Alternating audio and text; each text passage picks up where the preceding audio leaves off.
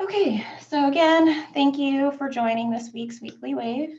For those of you who've been joining us for a while now, these slides are going to look very similar to last week. There has been some changes, but for the most part, things are very similar to how they were last week. So first off, got to address our phone calls, voicemails, and emails. We're still seeing a very high number of phone calls, voicemails, emails, rightfully so, with some of these report deadlines coming up. Right now, between the dates that you can see on your screen, in the last week, we've gotten over, we still have about 530 different contacts that we need to get back to. So we are moving as quickly as we can, knocking out about, on a good day, somewhere between 150 or so different contacts to school districts. So just bear with us while we work through all of the different issues that we're kind of encountering. A lot of these I do know are related to notes that we've since put on the WAVE homepage. We just need to get to your email. So just bear with us. Again, for those of you who have been contacting us kind of every day about the same issue, please try not to do that. That only serves to increase the number of emails that are in our inbox and increase the number of emails that we have to track down. We're trying to, answer most of the contacts for a particular person all in one go. So if you can kind of try and narrow your contacts down to one particular issue per email, that'll help us speed up getting back to everyone in a timely manner. So again, pick one or two. If you're choosing to call us and leave a voicemail, it is helpful to also send an email. Some of you may have gotten an email from us off normal business hours. We are kind of working around the clock to get back to you guys so that you can get these reports done in the time frame that you need to. So I'm not going to continue on with that. Going to go right into WAVE logins. We're still getting emails for district staff not being able to get onto the WAVE. So if that is one of your coworkers, just let them know that they do need to email the service desk at this point to get their WAVE logins.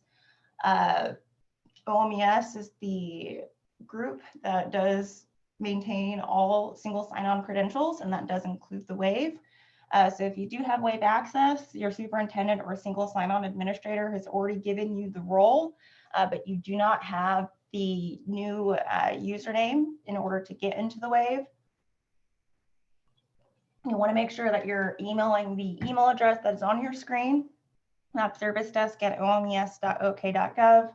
You'll get a auto reply back with the ticket number, and somebody from OMES will give you a call with that information. They'll try and give you, reach out to you at least 3 times through 3 different methods, either through phone or through email. If by the 3rd time they have not gotten any sort of response from you, they will close that ticket. So if you are emailing the service desk and you have not heard from them in a while, please do reach back out to them and follow up on your ticket.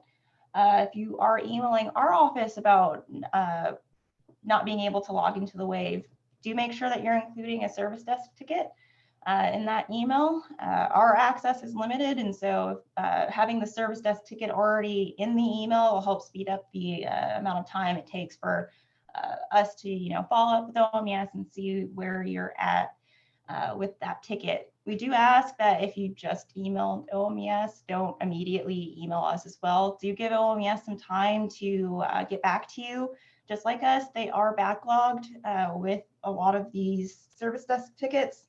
They had their first batch of districts, and they've gone through that to our understanding, and now they are kind of working through that second wave of school districts that have reached out to them during this particular month.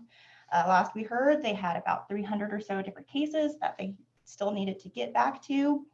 That number may have increased or decreased since then, but again, we're both very busy and we're both working as quickly as we can. So just bear with us. I know you guys are also under a lot of pressure to try and get these reports done, and a lot of things are out of your control, but we will get back to you in some, form or fashion.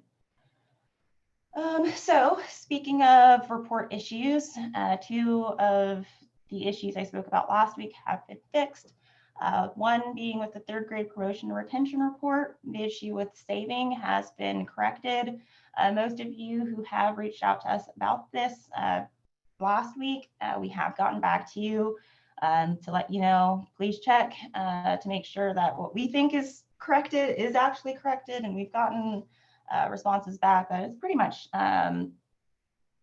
corrected. Other issues may be related to just needing to walk a person through, making sure that they know how to navigate the report. With the October 1 reporting tool issue from last week, that issue wasn't as big as we thought it was. Just want to make sure that for those of you who are looking at your report totals, if it does look like you're missing students, for most districts, that reporting tool, that grade grid that you can see your enrollment totals by grade level, it is usually 2 pages long. So on the top left-hand corner of your screen, you do have a forward and back arrow key that you can press so that you can see what your grand total is at the district. Usually on the 2nd page, those are going to be your out-of-home placement students. So again, just really to make sure that you're toggling between both pages to make sure that you can see your grand total. That report is downloadable. That's not a word. It is. You can download it to PDF or via Excel or whatever other method that you would like to look at that grade grid in. You can download it there rather than just looking at it on the web. So in terms of WAVE reports that are due, the FQSR report due date hasn't changed, still due, and I needed to change that. For school districts, that's going to be due on November 20th. For the October 1, for those of you who have seen, who are on the website right now, you will have noticed that the due date has changed.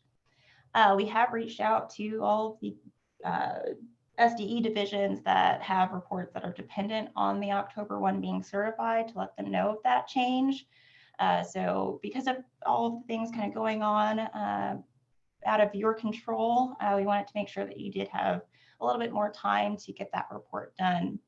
And some guidance is available on both the SDE website and the report itself, either under documents and guidance on the SDE website or under general instructions on either report. We do know, and I'm going to flip back here to updates because I did not put a specific bullet point about this, but we are also getting a lot of emails about STN numbers, rightfully so. Right now, we have about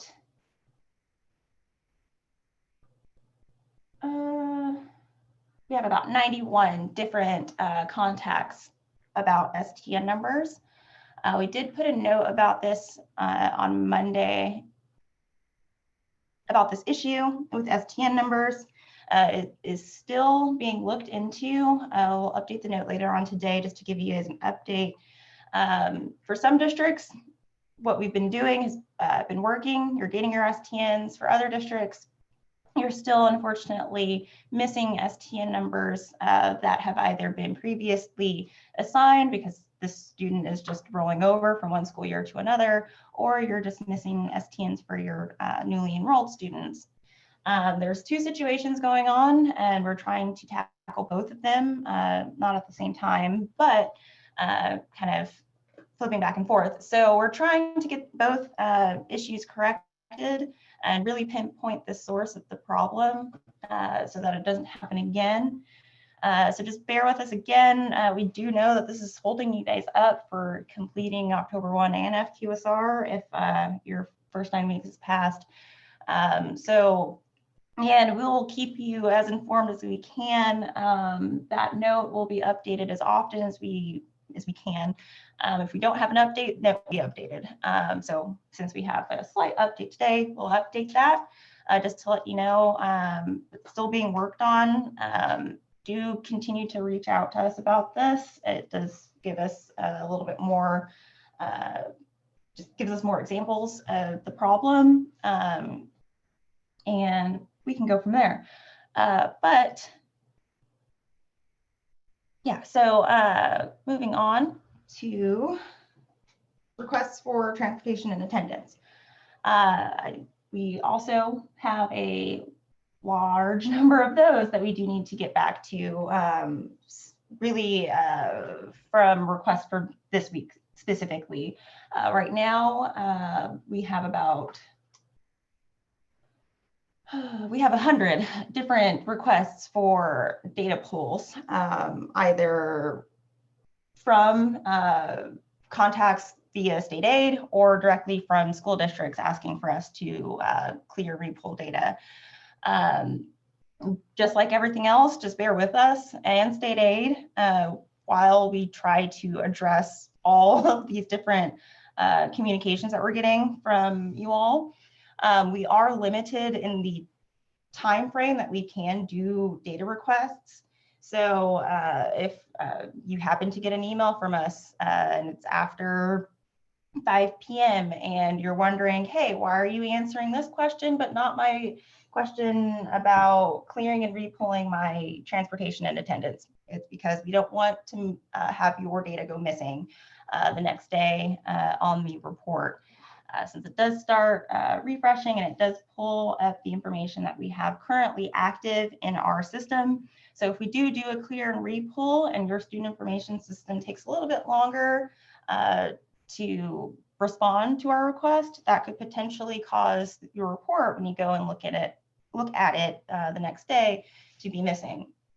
So generally speaking, for most changes that school districts are doing, and by changes I mean if you're updating an enrollment record from, say, a resident student to a virtual student or vice versa, or you're updating a calendar from, say, a professional day to an instructional day or something like that, those changes can come through on their own from your student information system 24/7. We don't necessarily need to do a specific clear and repull. We'll put our request schedule back in the chat here. For transportation and attendance specifically, those do not send to the state when you are making adds, changes, and fleets. That is only sent to us when we specifically request it. And right now we're only requesting for either of those, transportation or attendance, 3 times a week. Tuesday, Thursday, and Saturday, unless you happen to have asked us for a data pool and you get a pool done on some other day. So if you are making changes throughout the week and you've asked for a clear and repull, there's a large possibility that between your SIS and the WAVE, we will not match up. So you want to make sure that if you are requesting for a clear and repull, that you're pretty much done making changes during that reporting period. So right now, for your first 9 weeks information, you want to make sure that people aren't going in and making changes to a student's transportation and attendance every day, because every day you'll be either a day or 2 off. Now, I do need to address just blanketly, there was a delay in us getting some information from about 120 districts for the last about 4 days or so. We have not specifically, unfortunately, we should have, but did not reach out to you specifically. You should have, so if you have been noticing changes that you've made in your student information system, say on Friday or Monday, and you're not seeing those changes come through, and this is unusual for you because if you're making changes, you're used to seeing those changes come through either the next day or 48 hours from then, but you were not seeing any of your, say, ownership conflicts that you have put exits or deleted information for clearing up, or data validation wizard changes not falling off, or sorry, data validation wizard errors or warnings falling off, then you're more than likely going to be one of those districts that was a part of that delay. Over the next couple of days, we will try and put a note specifically on your district homepage, just to let you know if we have not gotten any data from you. That delay from our perspective should have been corrected yesterday afternoon. So we'll continue to do a review of the data requests that we've made over the last 24 hours and reach out specifically either to your student information system vendor or specifically on your district homepage to let you know, because I know some of you have been reaching out to your vendors to see if the issue is on their side, and they have been reaching out to us. So we're trying to tackle all the problems as quickly as we can. This school year has been very interesting for a lot of different reasons. So with that, as always, you can contact us via email. But again, the number is growing. We still right now have about 560 different emails that we do need, unread emails that we do need to get back to. So just bear with us. We are almost caught up for the last about week's worth of emails. So again, I'm going to put that date back on the screen here. Maybe. As my PowerPoint has gone away.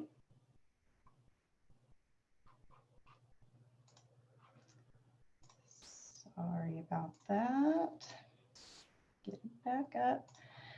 So I'm just going to put the dates back on the screen. So right now, like I said, if you have reached out to us between October 19th and today, we will get back to you as soon as we can. We are typically kind of answering them either in the order or the priority that they are received. Right now, we're trying to get a lot of these questions with STNs answered, because they do not just affect WAVE reporting, but they're also affecting EdPlan as well. So for those of you who are also involved in completing the child count report, we're trying to get you squared away as well. So we've got a lot of different priorities going on right now, and a lot of different contacts from you, rightfully so. So, you know, keep it coming, but do bear in mind that our responses are going to be a little bit more delayed than they have ever been. So with that, I will stop sharing and stop the recording here. And